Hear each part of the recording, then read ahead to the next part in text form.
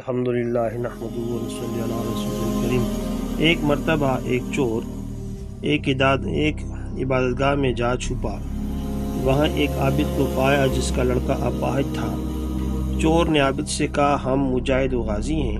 یہ سن کر عابد نے ان کی خوب خاطر مدارت کی اور ان کے پاؤں دھلائے اور دونوں اپنے اپاہج لڑکے کو پلا دیا۔ اللہ کی شان، لڑکا صحیح و سالم چلنے لگا۔ لڑکے کو تندرست کھڑا دیکھ کر انہوں نے اس کے باپ سے سبب پوچھا۔ اس نے کہا، تمہارے پاؤں دھلانے کے بعد وہ پانی میں نے اپنے بچے کو پلا دیا تھا، اس کی برکت سے صحت مند ہو گیا۔ چور کہنے لگا، ہم مجاہد و غازی تو نہیں تھے، لیکن تمہاری نیک نیتی کا یہ ثمرہ ہے۔ اور ان چوروں پر ایسی کیفیت طاری ہوئی کہ سب طائب ہو کر راہ خدا میں جہاد کے لیے چل دیے۔ ابو قدامہ شامی بیان کرتے ہیں کہ میں اپنی قوم کا سردار تھا۔ میں نے لوگوں کو جہاد کی طرف بلایا۔ ایک عورت نے ایک رکا دیا اور ایک تھیلی دی۔ رکے میں تحریر تھا۔ آپ نے ہمیں جہاد کی طرف بلایا، لیکن مجھے طاقت نہیں کہ کوئی چیز پیش کر سکوں۔